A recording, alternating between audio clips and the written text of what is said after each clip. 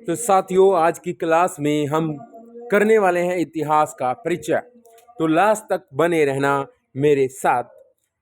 तो क्लास शुरू करते हैं साथियों। अतीत के प्रमुख घटनाओं के व्यवस्थित अध्ययन को क्या कहते हैं? इतिहास कहते हैं। ये पार्ट 1 को अब कवर करेंगे हम।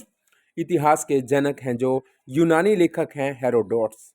और बताना चाहता हूँ कि इसको 3 भागों में बांटा गया है। किसको? इतिहास को। इतिहास को साथियों 3 भागों में बांटा गया है। पहला है प्राग ऐतिहासिक काल, दूसरा है अदैतिहासिक काल और तीसरा है ऐतिहासिक काल, यानी pre historic age, proto historic age और हिस्टोरिक एज। तो बात कर लेते हैं पहला पॉइंट, प्राक ऐतिहासिक, या उस काल को कहते हैं जिसमें मानव एकदम लॉलीपॉप था, ना लिखना जानता था ना पढ़ना जानता था, बस पत्थर चलाता था। और इस काल को पाषाण काल के नाम से भी जाना जाता है।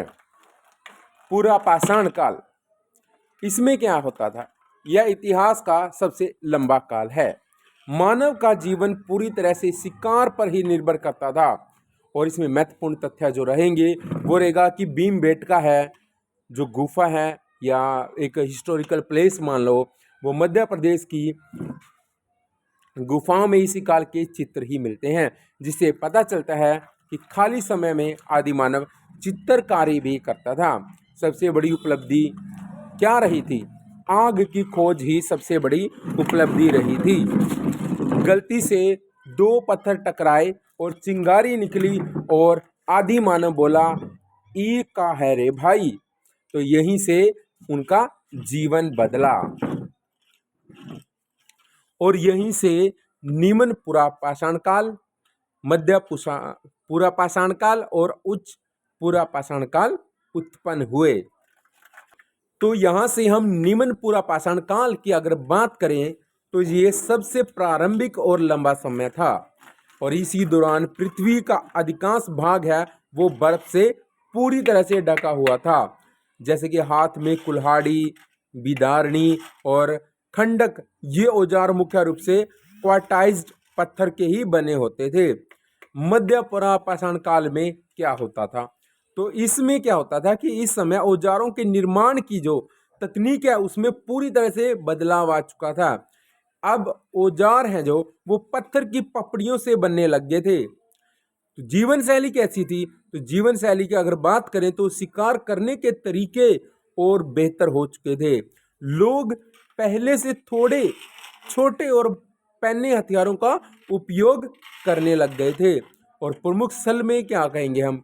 तो प्रमुख स्थल की अगर बात करें तो नर्मदा घाटी और तुंगभद्रा नदी के किनारे ही रहन सहन था। बात करें तो उच्च पुरा पाषाण काल में, तो इसमें क्या हुआ था? यह काल आधुनिक मानव यानी होमोसेपियंस के उदय का समय था। औजार क्या क्या थे? इस काल के औजार थे ब्लेड की तरह पतले और लंबे होने लगे, यानी एक ब्लेड का ही काम कह सकते हो आप। और हड्डी के बने औजारों का भी इसमें प्रयोग होने लगा था। कला क्या था?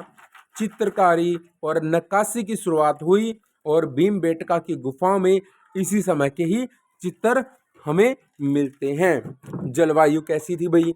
तो हिम युग खत्म होने लगा था और तापमान में वृद्धि होने लगी थी। मानव द्वारा मुख्य रूप से उगाई जाने वाली फसलें कौन कौन सी थी? तो मानव द्वारा उगाई जाने वाली फसलें थी गेहूं और जौ। अब तो बात कर लेते हैं नव पाषाण काल की। लगभग 8000 ईसा पूर्व से 3000 ईसा पूर्व तक भारत में मेहरगढ़ जैसे स्थलों पर या और भी पुराना हो सकता है। खाद्य उत्पादक की बात करते हैं। अब तक इंसान भोजन की तलाश में ही भटकता था, लेकिन इस काल में वह किसान बन गया था। और प्रमुख फसलें कौन सी थी इसमें? तो इसमें प्रमुख फसलें क्या थी? इंसान ने सबसे पहले तो गेहूं और जौ का उगाना सीखा। प्रमाण क्या है? कहां से मिले हैं? मेहरगढ़ से वर्तमान पाकिस्तान में पड़ता है, जो वहां से सबसे पहले कृषि के साक्ष्य मिले हैं। और भारत में कोल्डिहावा यानी यूपी में पड़ता है, जो वहां से चावल यानी राइस के सबसे पुराने साक्ष्य मिले हैं। और पहिए का आविष्कार कि अगर बात करें तो साथियों यह मानव इतिहास का सबसे क्रांतिकारी आविष्कार था। परिवहन में क्या क्या था, भारी सामान को एक जगह से दूसरी जगह ले जाना आसान हो गया। किससे? पहिए के आविष्कार से। कुम्हार का चाक था जो मिट्टी के सुंदर और मजबूत बर्तन बनाए जाने लगे ताकि अनाज को स्टोर किया जा सके। अब स्थायी निवास था, वो किस टाइप का था? तो खेती शुरू करने का मतलब था कि अब फसलों की देखभाल के लिए एक जगह रुकना जरूरी हो गया था। गांव का उदय कैसे हुआ? इंसान अब शिकारियों के झुंड की बजाय परिवार और गांव में घर बनाकर रहने लगे थे। घर की बनावट कैसी थी? बुर्ज होम, यानी जो कि कश्मीर में देखे जा सकते हैं, में लोग जमीन के नीचे गड्ढा बनाकर रहते थे, जिन्हें गर्तवास कहते हैं। तो बात कर लेते हैं सामाजिक और धार्मिक ढांचा कैसा था, श्रम विभाजन कैसा था, सबसे पहले ये जान लेते हैं। तो पहली बार काम का बंटवारा हुआ। पुरुष शिकार का काम करने लगा, खेती करते थे, और महिलाएं घर को संभालना और मिट्टी के बर्तन को संभालना और बनाना, ये सारे काम करती थी। मातृदेवी की पूजा, ये चीज क्या है? मातृदेवी की पूजा, लोग प्रकृति और उर्वरता की देवी की पूजा करने लगे थे, यानी मातृदेवी की पूजा करने लगे थे। अब बात कर लेते हैं औजारों में कैसे कैसे बदलाव हुआ। विशेषतः कुल्हाड़ी, बसुल्ला और ओखली जैसे औजारों को घिसकर बेहद धारदार और चिकना बनाया जाने लगा। ताम्र पाषाण काल में क्या होता था? लगभग 3000 ईसा पूर्व से 1500 ईसा पूर्व तक ताम्र पाषाण काल तक मतलब काल रहा, और यह काल नव पाषाण काल के अंत में शुरू हुआ और कांस्य युग यानी हड़प्पा सभ्यता के साथ और उसके बाद भी चलता रहा। पहली धातु का उपयोग कौन सी धातु थी और कहाँ उपयोग हुआ? तो इस युग की सबसे बड़ी विशेषता थी तांबा। मानव द्वारा खोजी और उपयोग की गई पहली धातु तांबा थी।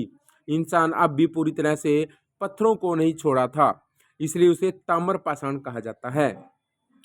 ग्रामीण संस्कृति कैसी थी? हड़प्पा सभ्यता जहां शहरी थी, वहीं ताम्र पाषाण काल मुख्य रूप से ग्रामीण था। आवास कैसा था लोगों का? लोग कच्ची ईंटों और घास फूस के आयताकार घरों में ही रह रहे थे। अर्थव्यवस्था कैसी थी वहाँ की? कृषि और पशुपालन मुख्य आधार थे। ये लोग गाय, भेड़, बकरी और सूअर पालते थे। अब ये बताओ मेरे को, कला और शिल्प क्या था? मिट्टी के बर्तन थे जो इस काल के लोग काले और लाल मृदबांड का प्रयोग करते थे, जिन पर सफेद रंग से चित्रकारी की जाती थी। और धातु शिल्प क्या था? ये लोग तांबे को पिघलाकर कुल्हाड़ी, चूड़ियां और चाकू बनाना जानते थे। अब बात कर लेते हैं धार्मिक विश्वास की। लोगों का विश्वास किस चीज में था? लोग मातृदेवी की पूजा करते थे। मालवा और राजस्थान के वृषभ यानी बैल की मूर्तियां मिली हैं वहां पे, जिससे पता चलता है कि सांड या बैल धार्मिक रूप से ही पूजनीय होते थे। अब प्रमुख संस्कृतियों की ओर बात करते हैं। तो इसमें आहार संस्कृति आती है। राजस्थान में इसे ताम्रवर्ती भी कहा जाता था, क्योंकि यह तांबा प्रचुर मात्रा में होता था। बात करते हैं मालवा संस्कृति की। मध्य प्रदेश में मालवा संस्कृति मिली है। यहाँ के मिट्टी के बर्तन सबसे बेहतरीन माने जाते हैं। और अगर बात करें जोरवे संस्कृति की, जो कि महाराष्ट्र में है, यह सबसे विस्तृत ताम्र पाषाणिक संस्कृति बनी। तो साथियों, आज की क्लास यहीं पे समाप्त होती है। तो नेक्स्ट क्लास हम जल्द लेकर आएंगे आपके लिए। तो इसके लिए आपको एक काम करना है साथियों, चैनल को सब्सक्राइब कर लो, ताकि नेक्स्ट वीडियो जब भी मैं डालूं उसका नोटिफिकेशन आपके पास सबसे पहले पहुंच जाए। जय हिंद।